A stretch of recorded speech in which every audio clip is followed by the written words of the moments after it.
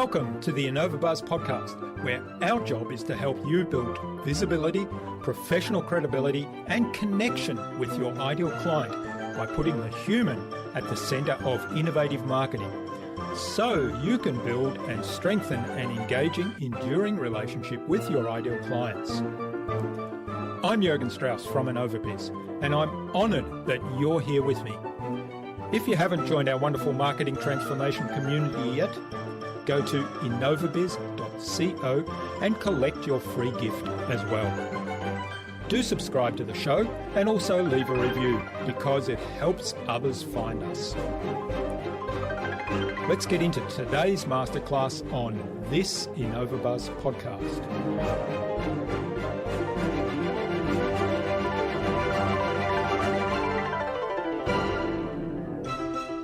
My definition of marketing is just starting conversations and getting conversions. It's just this idea of showing up to help rather than sell, and then trying to turn that into action of some kind, whether it's a click, a like, a buy. Ultimately it is just about starting a conversation, isn't it? And when you know who you are and why you do what you do, and that you're tapping into something you're actually really passionate about, starting those conversations is something, that is literally your favorite thing to do, which then makes that marketing so natural and easy.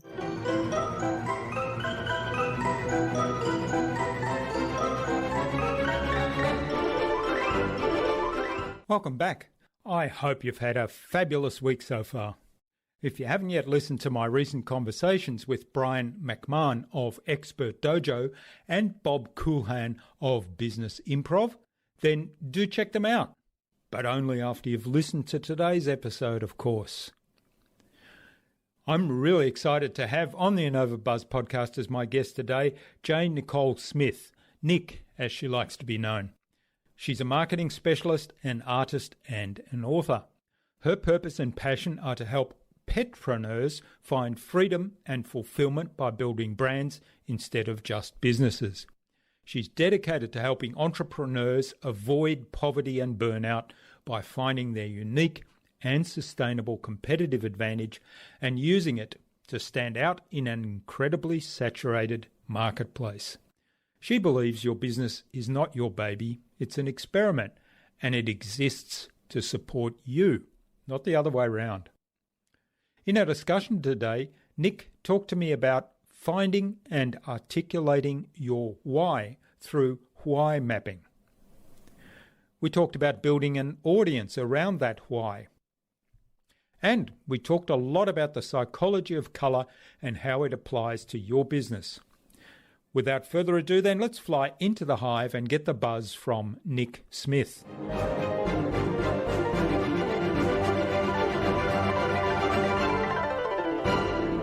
Hi, I'm your host Jürgen Strauss from InnovaBiz, and I'm really excited today to welcome to the InnovaBuzz podcast, all the way from London in the UK, Nick Smith. She's a marketing consultant and artist and author. She helps entrepreneurs find their big why and apply it, creating freedom and fulfillment by building brands that matter instead of just a business. Welcome to the InnovaBuzz podcast, Nick. It's a real privilege to have you as my guest. Oh, thanks for having me. I'm really looking forward to it. I know we have a lot in common in what we believe about marketing. Yeah.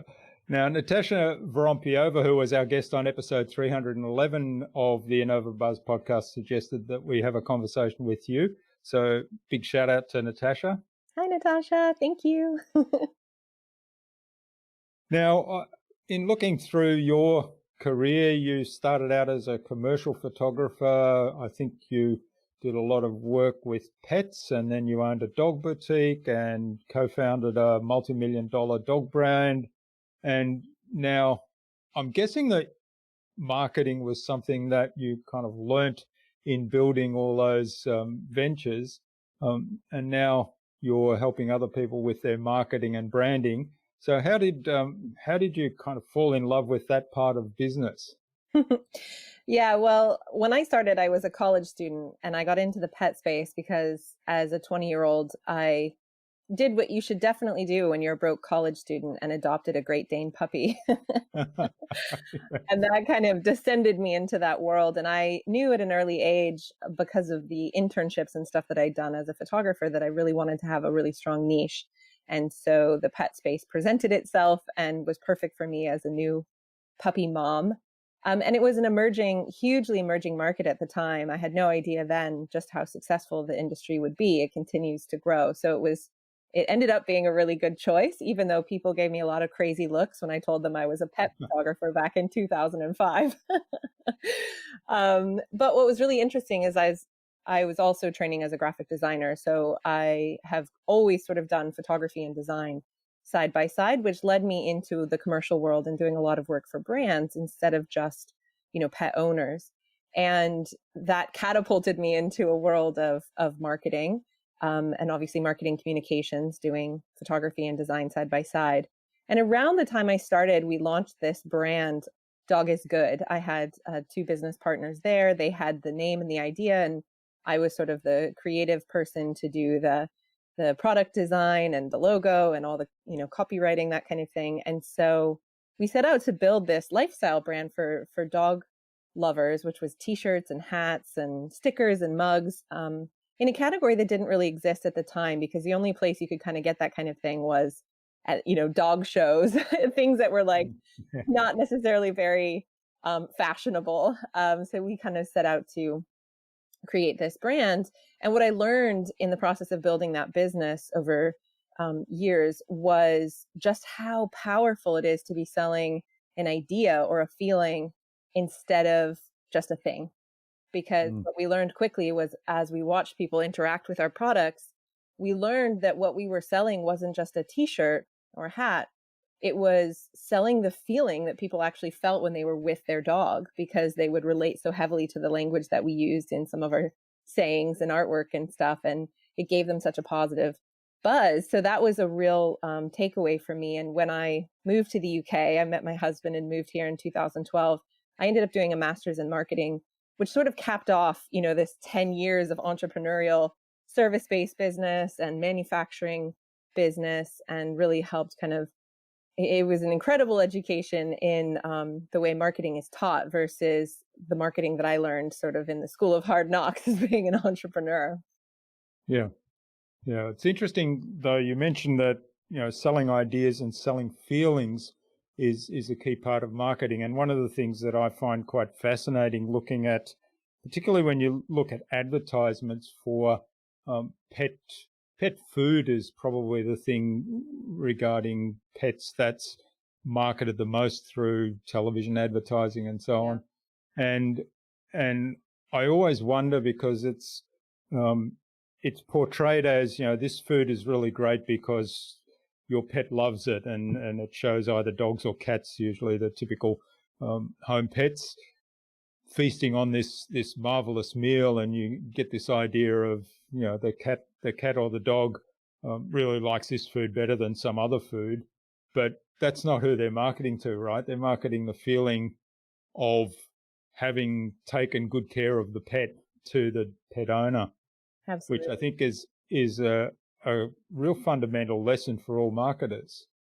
Absolutely. And it's nice to kind of learn that lesson in the pet space, because it's so clear, to be selling a relationship. It makes that lesson a little bit sort of quicker and easier to grasp, I think, than if you're trying to sell something like, widgets. Yeah. So when did you transition out of running your own businesses directly in that particular space and helping other entrepreneurs kind of learn the lessons that you've learned and apply it to their business? Yeah. So when I moved to the UK, I did that degree, as I mentioned. And afterwards, I had to sort of have a look at what I was going to do in a new country and with this new information. And basically what I did is I started the completely wrong business for me. So I set up this beautiful pet boutique in Southwest London, which featured a lot of the products that I had worked for, a lot of the brands that I had worked with in the States, and brought in a lot of these really great American sort of higher end products that you just couldn't get here in the UK. and also had a pet photography studio where I did that work for brands and pet parents. And it actually was more successful than I thought it was going to be. It was the photography grew like crazy, and even though we had very low foot traffic, because I built the shop about 3 minutes from my house because I didn't want to didn't want to commute. It did quite well, but I learned quite quickly that it was completely the wrong job for me. That I hated being stuck in one place. I felt like I was sort of at the height of my career in marketing and design and photography, and I was sort of spending all day scooping treats out, for my my lovely community friends. And so I was a little bit bored and a little bit frustrated. I hated managing inventory and employees and cleaning and business rates and VAT and all the things. It was just completely the wrong fit for me. And then about almost 2 years in, my dog that I mentioned, that Great Dane puppy I got, who sort of started it all, passed away. She was about 11 and a half, which was a great age for a dog that big. But with her, I sort of lost my will to continue in that space. I knew the business had to change. I wasn't happy, and losing her was kind of the catalyst of like, right. So I shut this store down and I sold it off in pieces. And then I had some real tough work to do to figure out like who the heck I was without her, without this title of being this person in the pet space, or being a pet photographer, or like, my identity had been so tied up in these businesses and in this industry and in these jobs. And I was trying to look past that to discover what I really had to offer. And most importantly, I think the big question we have to ask ourselves to avoid ending up in this situation is how I wanted to spend my time. And it was clear to me that that was not through photography and design services anymore. And it was not being in one physical location. So I knew I had to build a digital business, and I needed to do that in a way that felt really exciting. And at the time I landed on helping petpreneurs, which was a phrase that I actually sort of coined at the time back in 2015, to grow their businesses. I transitioned from directly providing services to providing coaching and consulting. And then I slowly started to move outside of that niche to helping other entrepreneurs as well, because the lessons are the same, right? It's the same basic concept. And I think my view of brands in particular, and what I discovered in that process, was that my superpower is this sort of why finding skill that I have to help people answer a lot of those questions I was trying to answer for myself at that time. Yeah, I really like the idea of getting clear about your identity first and how you want to live your life. And one of the things you said in some of the material that I read was that you believe your business is not your baby. It's actually an experiment, and its kind of existence is there to support you, not the other way around. And Absolutely. A lot of entrepreneurs start off a business and all they do is construct another job for themselves. 100%. And Yeah. I'm so glad you mentioned that, because I think that is such a difficult lesson to learn. And, for me, that lesson was very hard earned. That's after like 12 years of my business being my baby. So yeah, absolutely. Yeah. So how do you go about, you talked about your genius being helping people identify what their passion is and what they identify with, and how they can then turn that into a profitable business. How do you go about that process?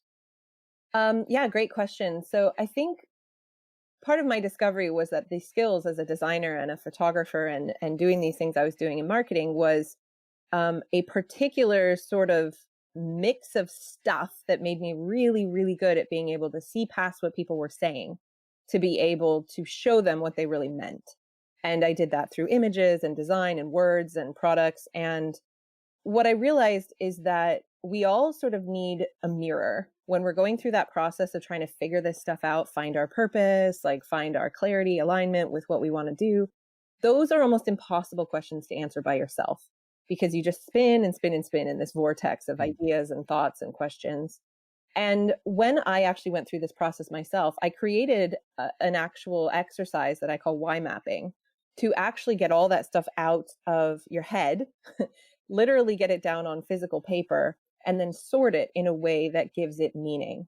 And what's really important about that is it's not just this is the cool stuff in my head and this is what I like, but it's a way to discover what your really valuable skills and resources are. And for me, that is what building a niche brand is all about, is being able to leverage what you've got that makes you hard to compete with. And, I'm a big fan of the idea of the category of one, and sort of Mm. creating that sort of that unique, difficult to compete with thing. And I think the idea of the category of one is a great way to describe that. And if you look into sort of literature on that concept, you'll see people talking about combining sort of two opposite skills that you have into one core offering, or identity. And that's exactly what I look to do inside the why mapping process, is to find all those things and to find the two things that are the most opposite and find a way that they can be combined, so that you can basically transition into selling why you do what you do, which of course is something that Simon Sinek has given us as a Mm. powerful strategy, instead of selling what you do. And in that way, not only do you make sure that you are well suited to compete, right? It's very difficult for people to compete with you because you're not falling into any one category.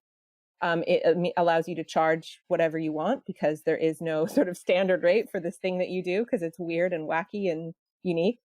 And allows you to have some of the key stuff that you need for marketing to be more human. Like I know you talk about, that's really important to me, where you have that natural authenticity and you're really focused on the human side of a business, but also to make marketing fun. Because as I started teaching marketing to people, I learned very quickly that most people hate it, right? Yeah. So it's a way to kind of tap into what you've got naturally and use that instead of trying to be someone else or trying to fit into a box. Hmm. Yeah, I love that. The idea that, yeah, a lot of people hate marketing. The idea is that they kind of equate it with, it's sort of sales but not quite sales. So, sales, we don't like sales because it's yucky, and Mhm. it's got this stench Manipulative. of the used car kind of salesman type thing. But it's not quite sales, but I don't understand it, so so I'll just park it completely. So we hope Hard, on that. confusing, But overwhelming, expensive. yeah, yeah, Mhm. yeah. I like to say that marketing really is simply having a conversation with somebody who could potentially be an ideal customer, and if you take that approach, and then the bringing in the making it more human is really building relationships. Absolutely. I read that, and I absolutely love that, because I say something very similar, which is that my definition of marketing is just starting conversations and getting conversions. It's just this idea of showing up to help rather than sell, and then trying to turn that into action of some kind, whether it's a click, a like, a buy. Ultimately, it is just about starting a conversation, isn't it? And when you know who you are and why you do what you do, and that you're tapping into something you're actually really passionate about, starting those conversations is something, that is literally your favorite thing to do, which then makes that marketing so natural and easy. Hmm. And I love your process of well, I don't understand your process of the why mapping, but I love the idea that you start off with the self-awareness bit, really understanding who you are at a deep level, because I think that's where we start too, and I think that's where the a lot of people kind of get off on the wrong foot to start with, and then the marketing's broken right from the beginning. So understanding who you really are and what's unique about you, and then where does that fit. So how do you then take the next step? So you've built this Y map and you've discovered what's that unique combination that makes me unique, and what's the next step then? How do you kind of discover where that can add value? Well, in my world, I think of the sort of four essential elements of a brand or business being first your why, then your who, then your what, then your where. So the next jump there is looking for people who believe what you believe. So when you're clear about what you believe and why you do things, it's then looking for who are the people who believe this or need this or want this. So my first step, before you even know potentially what you want to sell, is starting to build an audience around your why. And that could be as simple as starting a free Facebook group and just having conversations with people, like we've said, But ultimately, you're going to need that audience anyway, right? When you do know what you're ready to sell. And Mm. it's so nice to start that in an organic way where you are literally just having really interesting conversations about a specific topic or belief. And that sort of whole process then necessitates being able to very, very effectively communicate your why, right? So part of my why finding process is creating core copy, creating brand pillars and a brand statement, and the why do we do what we do, who do we do it for sort of language, especially that brand statement, which is that answer to the question, what do you do? Which can be so difficult to answer, right? Without just throwing out your job description. And it's a bit of language that you create and memorize and use over and over. You read mine at the beginning. I help entrepreneurs find freedom and fulfillment by finding their big why and building a brand that matters instead of just a business. That's a brand statement I have memorized. I use it over and over. I use it at the beginning of videos, and it helps me communicate why I do what I do instead of just that I'm a marketing consultant, which is so vague, right? What does that even mean? So the language is key, but what is even more interesting, and this is something I've been sort of innovating lately, is being able to communicate more quickly with more emotion. So language is really great for that, obviously, but actually it's the third greatest thing. The first greatest thing you have to communicate quickly and effectively with emotion is color. And with my background as a designer, I've been studying applied color psychology and looking at how to take the messaging that you're trying to say and be able to convey that instantly with color. And the second most important tool you have is actually imagery, it's photography. So being able to start with this scientific color palette, basically, apply that to your photography, and then also have the language. That is the sort of very practical, tangible trifecta of things that allows you to both, understand and then communicate that why in a way that you don't have to explain. You don't have to educate people. It's not complicated. They just get it when they land on your website or your Instagram because they feel it. And so it's a really interesting thing that I'm developing lately of how to combine those three most important assets. And as a branding person, I don't really care about your logo. I don't really Mm. care about your fonts. But I really care about your colors, imagery, and copy. And I think the why finding process really helps to inform that in both a very deep, intuitive, sort of spiritual way, and also a very practical, scientific way where we can actually start to get really predictable behavior based on psychology, which is quite cool. Hmm. It's interesting. I, as a lifelong hobby photographer, keen, passionate photographer, and somebody that's worked in photography and developing color dyes and things for photographs back in the early days before digital. It's something that I've kind of always been conscious of, but never really given thought to in terms of the marketing side of it. And yet, the photography, I've always been very strong on having good photography that's matching your messaging and matching your brand, and ideally don't use stock photography unless it's something that is unique, which is kind of the antithesis, I guess, of stock photography. Yeah. The what I'm curious about is you talked about answering that question of what do you do, and typically that conversation happens just in an auditory sense. So how do you bring in color into that? Yeah, well, that question is all about a great first impression, isn't it? It's all about Mm. being able to say, a brand statement instead of a job description. It's about being able to pique curiosity enough that there is a next step that is a visual step, usually, right? Most of our first impressions are online on places like our website. But if Mm. you're having that physical conversation, in person, the next step is going to be a business card or a website or an Instagram page, right? That next step where they actually potentially are going to go learn more about you is going to be visual. And so it's a chance for people, that's where the message gets reinforced. But I would say, especially in the era that we're living in now, where we're not physically together very much anymore, Mm. so many of those first impressions are going to be online. So especially somewhere like your website, being able to understand applied color psychology, create color harmony, our brains process visual information 60,000 times faster than Mm. text.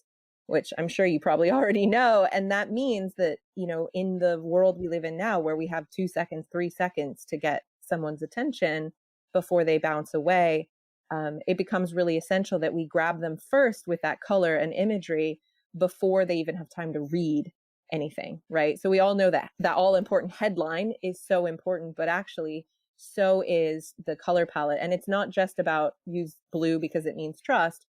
Applied color psychology is all about looking at color physics, which is the harmony of colors together, making sure they're all in the right tonal group, and that is the right tonal group for your brand personality type, because all of those things need to be aligned and consistent. Otherwise, you have that little jarring moment of, is this, there's Yeah. something not quite, it doesn't land here. You're talking about trust, but this feels so cold. So, like, how do I trust I you? just, yeah, I was just thinking of about 3 websites that I could probably name off the top of my head where they're professional service businesses and they're trying to trying to present a slightly casual, laid back thing. But when you jump on their website, it's kind of very much like what you've just said. And now people couldn't see the expression on your face or tightening your expression there. But basically it said, what? There's something not right. Yuck. Yeah, something not right here. And, it's just clashing colors. Now, from my point of view, that to me was simply understanding color physics rather than the branding, the psychology of color and the branding, but the color physics. So that's an extreme example, so I can actually relate to that. But what kind of things should we be paying attention to in terms of that psychology of color and being aware of matching colors and what kind of things a color combination is actually saying subconsciously, I suppose? Well, I could talk to you about this all day. I mean, it's a long conversation. I do have a quiz, which I'll give to you so you can pop in the show notes, where people can go find out their brand personality type. Because basically what it comes down to in this theory of applied color psychology is that there are essentially 4 personality types and 4 tonal groups of color, and there's a correlation between each. And they're described using the seasons. So although it's different than sort of having your colors done, as a person, it's kind of along the same lines of really understanding which one of these 4 groups you fall into as a brand. And that's all based on a lot of the sort of Jung personality type archetype stuff, which is the same stuff that Myers-Briggs is based on. So there's these sort of spectrums of not exactly introverted and extroverted, but sort of intensity of high and low intensity. And then when you come out and whether you're, a spring, autumn, summer, or winter, it's not just looking at some of the characteristics of that, what that means about you, about how you show up, about language you use, about the general sort of category that you fit into. And I sort of think of this as like quick fix why finding. So instead of doing like all the deep work of figuring out who you really are, this is like take a quiz and find out which of 4 groups you're in. That's much easier, and it then speaks directly to color because there's a tonal group. And when I say that, I mean whether the colors are yellow based or blue based and whether or not they have black in them or not. So there's basically four groups with those variables that connect with each season.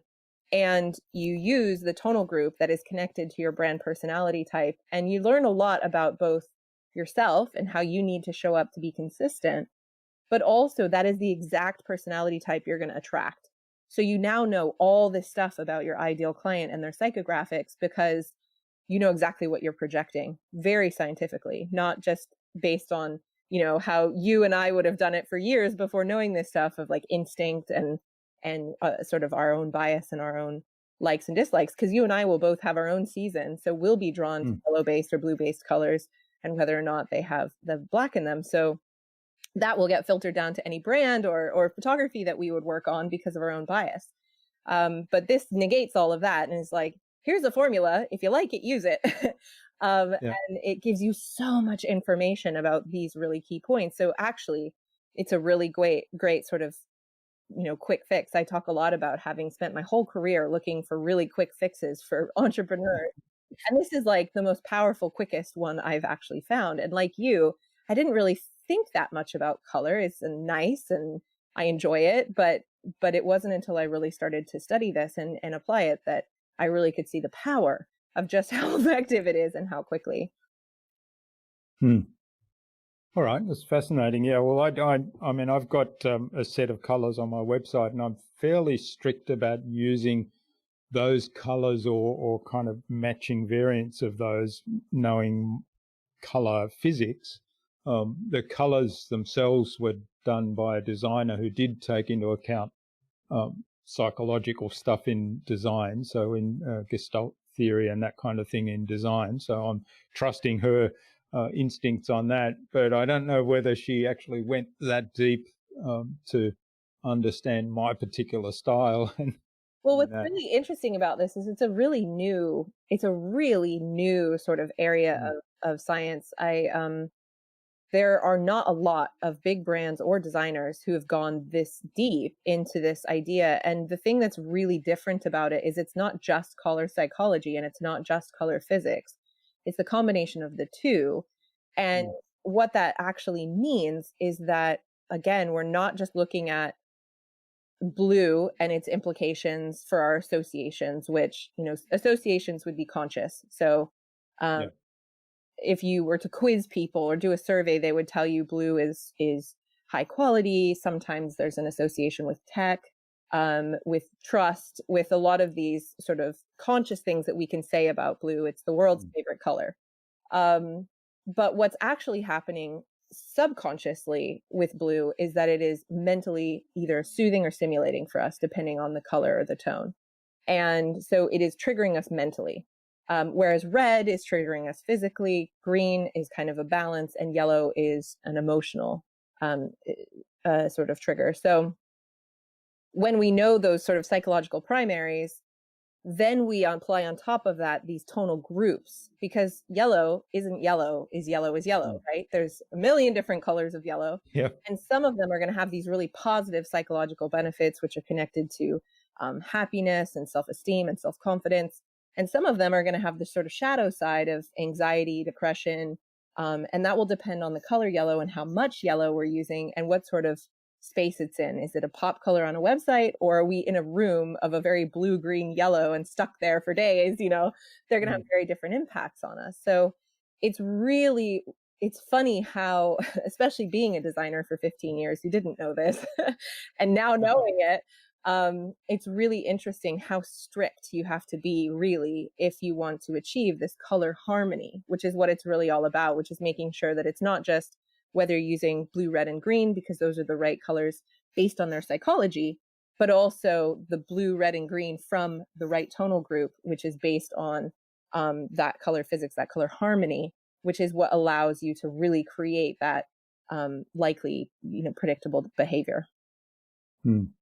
How much does fashion play into this? Because I know from my work in the paint industry, there was kind of a new color palette came out every year that was based on the latest fashion, and of course that plays into uh, the clothing industry as well, or the any fabric or fashion industry, I guess. But there was a new color palette each year, and it was amazing that sometimes there was a huge shift in terms of the overall kind of patterns or palette. Um, what's the right word? The shades or whatever it was. Whereas other years it was only a very very subtle shift in the overall kind of shades. So how does the fashion play into that? Yeah, I would say that 99.9% of the world is not using applied color psychology. So, for example, my mentor, Karen Haller, who's based here in the UK most of the time, she works with a lot of paint companies, and they'll bring her in to sort of give her opinion, but they'll also work with other sort of trendsetters and forecasters. And I would say trends in fashion and a lot of other things have pretty much nothing to do with applied color psychology. What's really interesting then is how brands either adopt or don't adopt those trends. If what your color harmony is, your tonal group, whether or not that color is for you or whether you need to stay away from it. And I think without that structure, it's really easy for us to get shiny object syndrome. So, for example, Mm.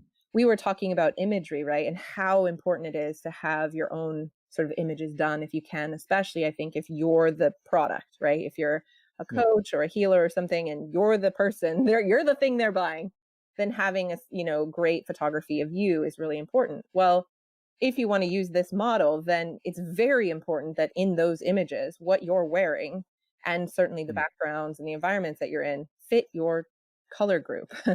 And I mean, quite perfectly. It's like Mm. really, so like, for example, in a winter, this is black and white, magenta, yellow, these really blue based cold colors, no black in them. You're not going to want to go out as a winter brand and be photographed in the grass or in the park, because those colors are going to be so wrong for what you're trying to achieve with the harmony on your website. You're going to want white backgrounds, black backgrounds, probably more studio or more really clean, modern, aspirational environments. Whereas if you're a spring or even potentially an autumn, doing something outside with grass, dirt, etc., is a little more appropriate and it's going to fit your tonal group better. So one of the things I advise on with people is how to advise their photographer to make sure that the images that they get match. And a huge part of that is what you're wearing. And that can be, as I've recently discovered, I'm in autumn and I'm wearing black today, which is not a good color for me, trying to go out and find clothes that fit what you should actually be wearing and fit your brand can be very challenging based on those trends that you described. And it can be very difficult to find stuff to buy and to wear that actually, fits you, fits your brand. So that is definitely a challenge. And it's the same with interior design and being able to find the couch or the paint color that actually will create the harmony that you're looking for. It's the struggle is real. Yeah. Well, I didn't expect this to go into a discussion on color and color psychology, but there we go. Yeah. It's certainly an area that I'm get quite excited about, as you can tell. Now, one of the things that you also do is podcasts. So you're the host of the Magic Maker podcast, and I'm intrigued by that title. So how did that come about? What's a Magic Maker, and what's the podcast about? Yeah, it's funny. It's the marketing side of me. I have to fight a little bit, and I may rebrand it at some point. But because podcasts should sort of say what you do, right? Which this one doesn't at all. But what I sort of discovered as I was making that transition out of the pet space into working with all entrepreneurs and looking for my niche there, because you can't just help all entrepreneurs, can you? Is I started to discover that the people that were really drawn to me believed in magic. And that showed up in a lot of different ways. It was people who are quite spiritual and believe in the unseen and the universe and manifesting. It was a huge group of Harry Potter fans, people who are, using lots of energy modalities like EFT and Reiki, and all these little breadcrumbs sort of came along as I was looking to rebrand. And I realized that actually this idea of magic, creating magic, was a huge commonality between all the very different people in my audience that was separate from being in the pet space. And it was true for me too, that this was something that was really important to me. And I realized, and this continues to be truer and truer as I get clearer on what I do and how I do it, is that I use and rely on and believe in such a huge blend of art and science, both. And to me, that's kind of what magic is. It's a combination of using the very practical, very tangible, tools that science can give us and prove, and ROI and all those things, which are so important for a business. And then all this like intangible, hard to explain, hard to describe, beautiful stuff in terms of the energy work and art and photography and light and color in a lot of ways. And, just all the things that make life so beautiful. And especially when you're building a brand, you need both. You can't just have one. You really need both for it to be an effective business strategy. And so that was kind of where I got to this idea of magic. And we have a manifesto, a Magic Maker manifesto, which is do good, be real, find happy, and build brands that matter. And for me, it really comes down to that whole idea of wanting to find freedom and fulfillment instead of just as you said, create a job for yourself. Mm. And that's a conscious choice you have to make, right? It's the default for an entrepreneur is to work more and harder and longer than they did in their corporate job, if that's where they come from. But it doesn't have to be that way. And I believe that building a brand is the perfect strategy to avoid that, for all the reasons I mentioned about aligning what you're good at, making it easier, making marketing easier, being able to charge more, all the reasons to build a brand, instead of just the business. And to me, that's a magic process. But also for me, it was kind of about turning off or eliminating people who are turned off by the word magic, because, I think there's a lot of schools of a lot of thought, especially when it comes to marketing. And I am super anti hustle. So I am not in the like hustle 24/7 camp. And I really wanted to attract people who are much more into understanding that mindset is the first law of entrepreneurship. And it has so much to do with our success and results. And so much of that can't be quantified, and is difficult to create ROI on directly. But it's important. Mm. Yeah, well, it comes back. I mean, I love so much about that because to me, there's a lot of science in that, even in some of the soft skills you mentioned, or some of the softer side, the more creative side, the more magic or artistic side, that perhaps of that equation, that to me is still science, and maybe that's because I'm a scientist by training. The interesting thing is the combination of those things, of the behavioral side, the human behavioral side, the creativity side, the joy, the understanding self, and understanding how that contribution drives you, how that motivates you, and which is where we started our conversation. Understanding what your why is, and the why mapping is such a core part of it. And so combining that with the scientific principles, then to me is the core of all of this. And coming back to the point of hustle, if you get it all right, and you make the choice to work 24/7, it doesn't become work. It's kind of like, I love doing this, so why wouldn't I do it every waking hour? Yeah, absolutely. I think that's the whole point of freedom and fulfillment, is you have the freedom to spend your time however you want. It's the difference between having to do it 24/7 That's right. and having the freedom to do it 24/7 because it lights you up and you love it. And that's the core differentiator for me, is being able to fund your freedom so that you can spend your time the way that you choose. And if that means that you want to work on your business all the time because you love it so much, like, I don't see a problem with that. If that's what really lights you up, then absolutely, but you don't want to have to. Yeah. That's the core point. It's the choice. Yeah. Having the choice. Mm-hmm. Yeah. All right. Well, this is fabulous. I could go on talking forever about color, and we haven't even touched on a lot of the other things. So we might have to do episode 2 at some point. I'm just cognizant of the time and think it's a good point now to move on to the buzz, which is our innovation round. And it's designed to help our audience, who are primarily innovators and leaders in their field, with some tips from your experience. So I have 5 questions, and hopefully you'll give us some insightful answers, and that will inspire our audience to go and do something awesome today as a result. Awesome. Okay. Now, what's the number one thing you think anyone needs to do to be more innovative?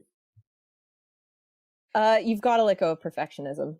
You have to be willing to make mistakes. I think for me, that has been a really difficult part of my journey. And what that looks like for me is really learning how to lean into your intuition and what feels good. I've never had a problem taking risks. So a big part of that is risk taking and not needing to be completely safe all the time. And I think the other part of that is leaning into your intuition and leaning into a bit of that magic and not being up in your head all the time, which can be very hard for a lot of us overachievers.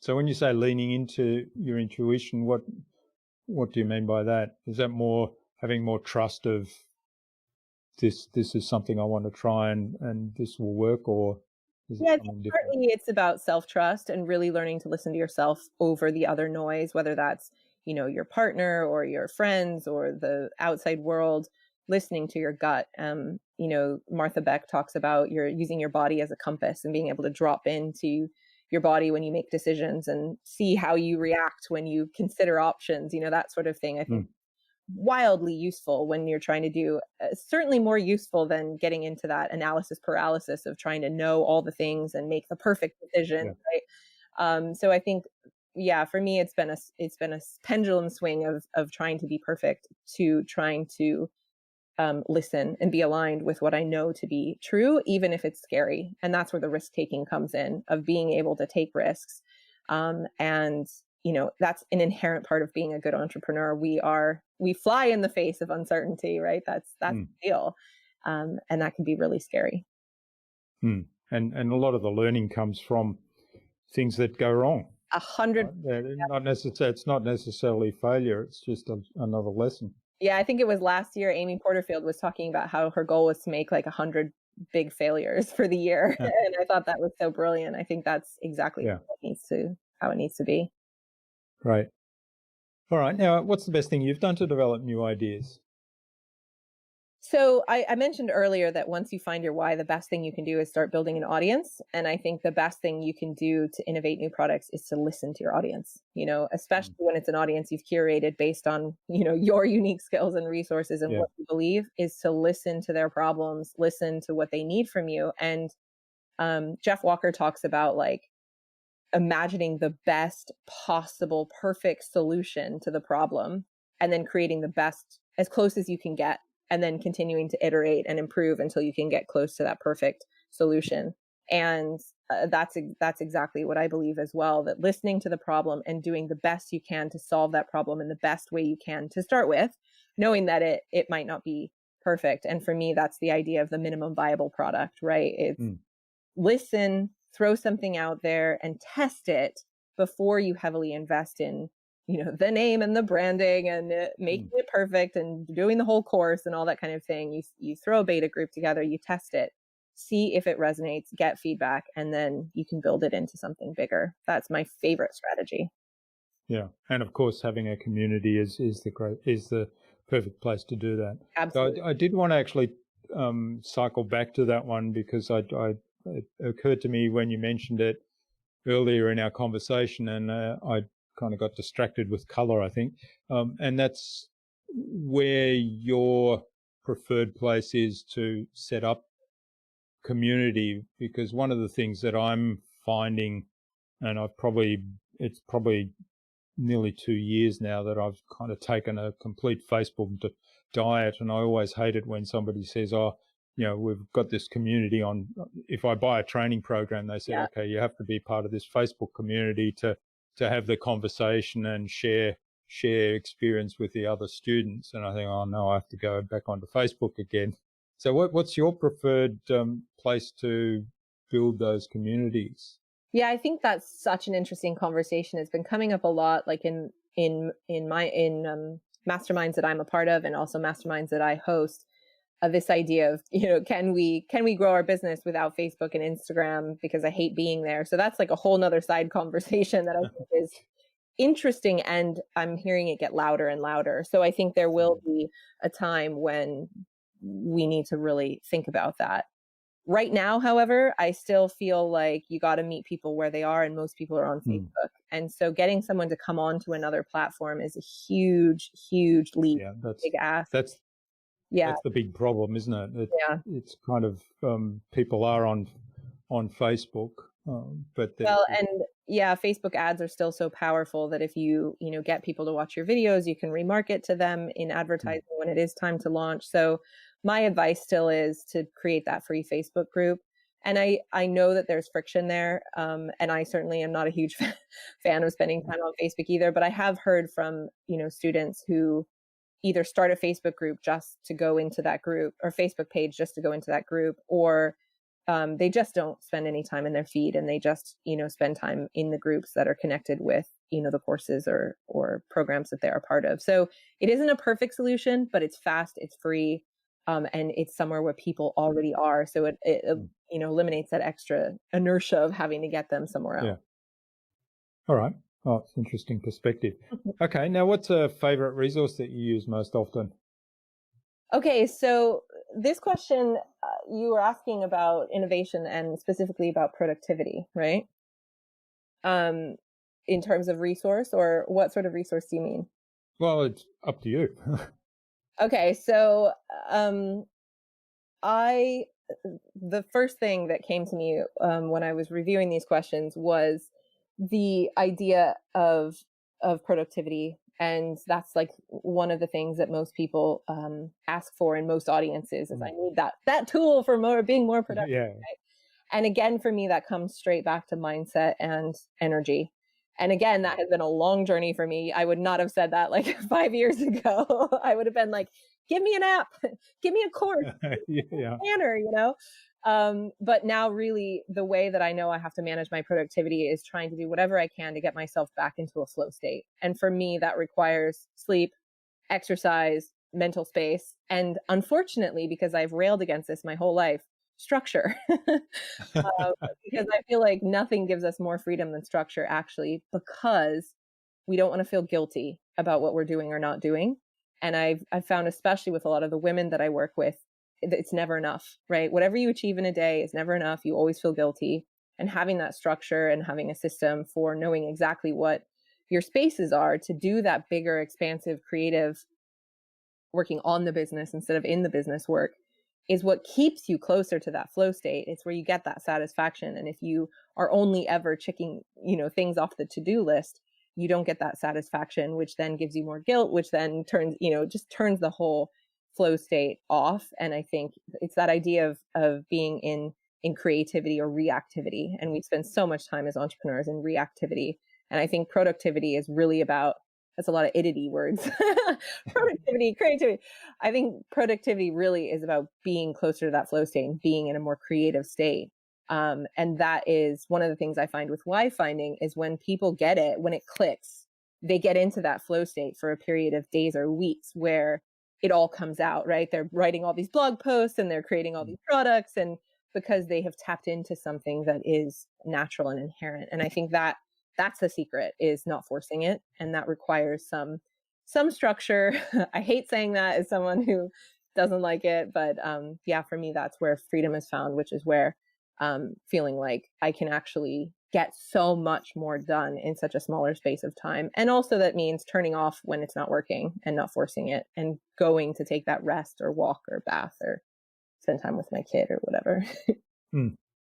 Yeah, I love, coming back to this idea of working on your own mindset first as a way to get into that flow state, and then overlay that with some structure, and a little bit of discipline, I guess, is part of the structure.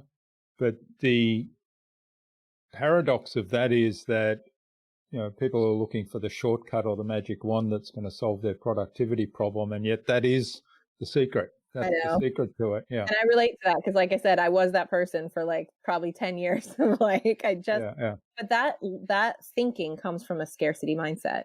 It comes from the belief and obsession with feeling like there isn't enough time.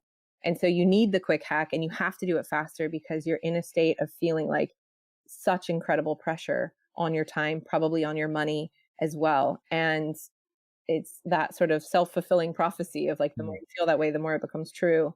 And so having to kind of, oftentimes what I find is having to really fly in the face of that and resting when you feel like you've got the most on, when you're feeling the most obsessed with that sort of scarcity. I can't, there's not enough, there's not enough.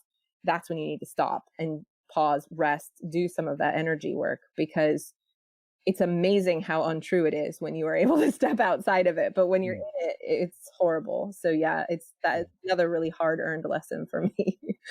Yeah, I probably came from the other extreme of that, and had, lots of structure and lots of discipline and very scientific around Yeah. building a system of productivity, and yet the trap there is you just keep adding more to the list, Yeah, and absolutely. the There's list never keeps done. growing and gets bigger, and you just never really get through the list, and then you get frustrated because the list, you've done a lot of things, but the list is still hugely long and never gets Absolutely. any smaller. So I've discovered that the the key element there is really just getting into that flow state, getting to know, getting really clear about your why, which you've talked quite a lot about, but then also being aware of your own preferences, your own frailties, your own, drivers and desires and core needs. What core need is this particular behavior that I'm displaying right now, being that self-aware and saying, what's that addressing, and is there a better way that I can meet that core need? That to me was the bit that was missing for a long time. Yeah, I love that. It's like allowing it to be true as well, instead of genuinely fighting against it, working with it instead of trying to change who you are fundamentally. Yeah. That's right. Yeah. Okay, so what's the best way to keep a client on track? I love this question because this is another one of those things I feel like I really learned the hard way over many years of trying to entrepreneur. And one of the things I've discovered is this is all about support. This is all about support. And I was a person who was like, my mom loves to tell the story about, like, my first sentence was, I can do it myself. And unfortunately, I've been blessed with a daughter who's exactly the same way from 4 months old. um, but there's no awards for that, right? There's no medals for doing it all yourself. And that hero complex we get into because we can is really toxic. So I've sort of discovered over the years that entrepreneurs thrive best and get the best results with 3 levels of support. And I call it the above, around, and below support. And when you get each one of those, it's a big milestone for your business. When you get the above support of someone like a coach or a mentor for the first time, and they're able to give you a plan, a strategy, and a whole bunch of confidence. And make a big investment oftentimes, which can be quite scary, but very motivating to create really big transformation. That's huge. Getting the around support, which is that peer group or community. It's often free or very inexpensive, who are kind of people who commiserate. They get it. They can help support you. I love sort of peer-to-peer masterminds for that kind of thing. I've been doing that with a friend every Friday for years now because I found that so effective. And then the below support, which is another huge milestone for business owners. When you hire that bookkeeper for the first time, you hire that assistant for the first time, you understand that you grow only when you start to outsource and delegate things, and you have great people that you can do that with. And when you get all 3 of those at the same time, I feel like it can make you really, really unstoppable. Yeah, I love that. I've never heard anybody present it in that way, that it's, there's that surround support, if you like, 360-degree support. The idea of the peer group is really important, I think, for accountability as well. Yep. The value of the coach, we've talked about that a lot on this show with various people, the value of the coach. And then other people have mentioned outsourcing things that are not your core expertise or not the best use of your time, because when you come back to what we were talking about earlier, the why and where you add the most value, that's where you should be spending your time. Absolutely. And I think there's 2 core things there. One, everything I said is absolutely about accountability from all those different levels, right? You're accountable to getting the stuff to the bookkeeper. You're accountable to your peer group to show up. You're certainly accountable to your coach to do the work. So that's huge. And I think the other thing that I mentioned is this being a milestone, the mental shift and the sort of identity change that you have to allow to go from being solo, that solopreneur, scrappy entrepreneur mindset, into someone who delegates, someone who has a coach, and someone who has a peer group, is a huge growing up moment. All of those are huge growing up moments. And, James Wedmore talks about, like, the entrepreneur must die so the digital CEO can rise. And I really reacted to that when I first heard it viscerally, and was like, I'm an entrepreneur. I'll be an entrepreneur till I die. I don't want to be a CEO. That's why I don't have a corporate job. And that was an interesting experience to acknowledge my own reaction. But actually, when I thought about it, I thought it was such a beautiful way to explain that exact transition of starting to think of yourself as this sort of visionary leader, which is what you need to be in order to grow a business or a brand that is actually going to fund your freedom. You have to first acknowledge that you want that freedom and start giving it to yourself, which are choices you can make now, even when you're not really making any money in your business, because it's a lot cheaper and faster and easier than you think. And you're only ever going to scale when you accept that this is part of the deal. Yeah. Yeah, that's great advice. All right. And I think this question we've addressed quite a bit, but I'll ask it again anyway. And that's, what's the number one thing anyone can do to differentiate themselves?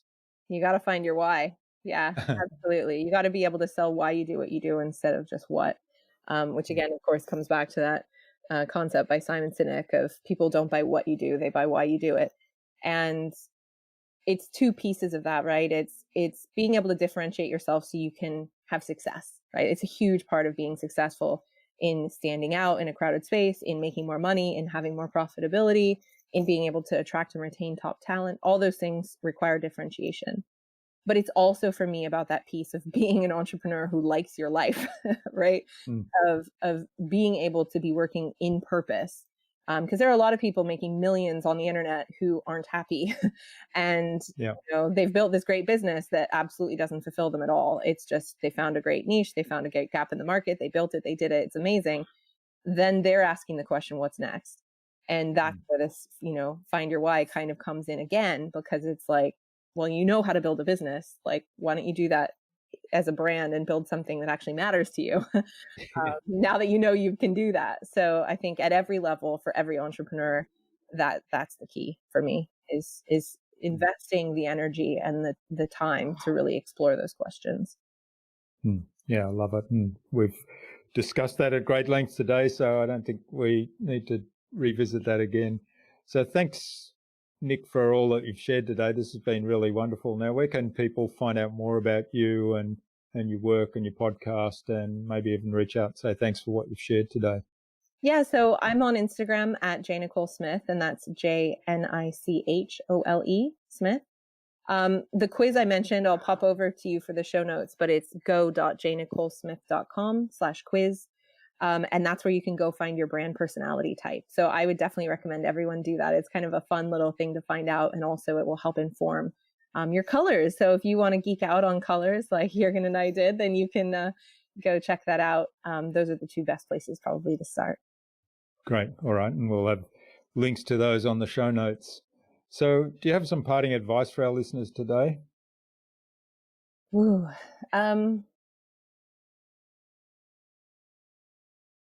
I think the thing that's just come up for me is really, especially in relation to this idea of innovation, is really noticing when you're snapping from that creative space to that reactive space, and anything that you're doing that feels incredibly reactive. So for example, email, like just constantly checking the email and responding to that before anything else it's a really good indicator for me that you're not actually achieving much in your business. You're just going through the motions, right? And achieving busy work. So I guess the thing I would leave that is a practical, actionable thing is kind of keeping that difference between being within creativity and being within reactivity.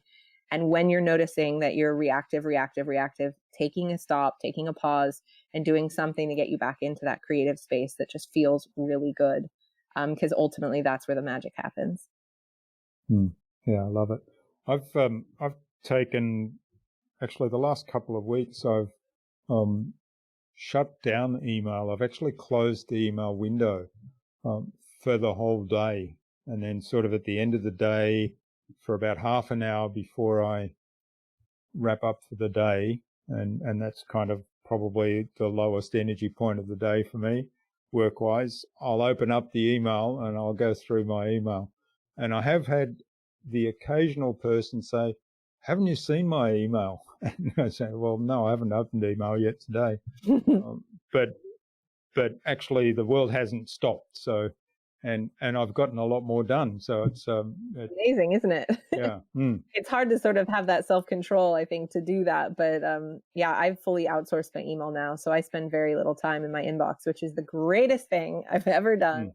And exactly that. The world's not going to burn down. There's no such thing as an urgent email, right? People are going to find another way to get a hold of it. That's right. Yeah. If they need. Well, I do have somebody looking at it for me. So if there is a super urgent one, they will let me know. Exactly. I figure I've got to trust that process now. So I'm just going to ignore it for most of the day until I get to the end of the day, and then sort of it's more curiosity. Oh, okay, there's something to read.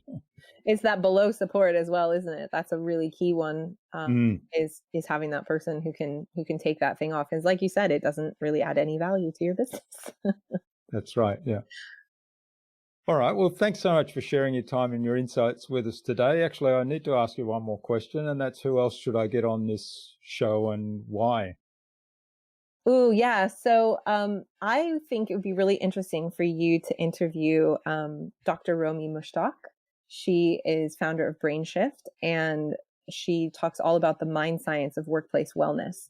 So she's this incredible woman who is a brain doctor, but who is also into integrative medicine and talks a lot about our mental health, and is very much living in her why of coming from these two different sides of this sort of mindfulness and neurology. So she's super charismatic, lovely, and has a lot to offer on the topic of, I think, especially with the state of the world today, a lot of great advice for us about how to navigate all this stuff, which is an important part of that innovation, is being able to keep our heads straight. Great. Well, we'll get an introduction from you to Romy. That sounds fascinating.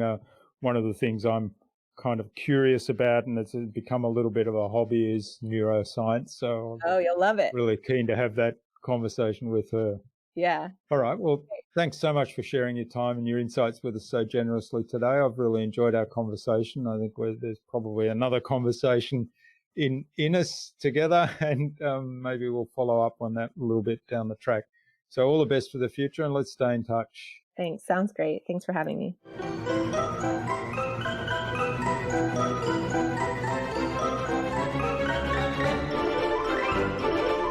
I hope you enjoyed that delightful and informative conversation with Nick and took something away from her episode. I was certainly fascinated about how colour psychology plays into all aspects of marketing, and Nick's advice to build an audience around your why. I'd love to know what you took away from Nick's episode. Leave a comment below the blog post, which you can find at innovabiz.co/Nick Smith. That is NICSMITH. All lowercase, all one word, innovabiz.co/Nick Smith. You'll also find contact information there for getting in touch with Nick, as well as links to her website, the Magic Maker podcast, her social media pages, and the other resources we spoke about in today's conversation. Now, if you liked this episode, please share it with 2 other people through the social media, 2 other people that you think it might help. Tag me in on that share, and I'll reach out to you with a special surprise. Nick suggested that we have a conversation with Dr. Romy Mushtaq, a neurologist, mindfulness teacher, and a keynote speaker, on a future InnovaBuzz podcast episode. So, Romy, keep an eye on your inbox for an invitation from us to the InnovaBuzz podcast, courtesy of Nick Smith. Tune in again to the next episodes of the InnovaBuzz podcast, where we've got more fantastic guests lined up, including poly innovator Dustin Miller and photographer John D'Amato. Thanks for listening to this episode. Make sure you subscribe to the show to be reminded of new episodes. It's free to subscribe. Leave a review if you like. Even if you don't like me, I'm okay with that. I'm asking you to leave a review because it helps other people find this show. Go to innovabiz.co to join our marketing transformation community and access a free gift my team and I made for you. It's the Marketing Master Mini Class. We want to give you everything you need to transform your marketing into a human-centered, relationship-focused growth engine. Until next time, I'm Jürgen Strauss from InnovaBiz. Remember, be awesome and keep innovating.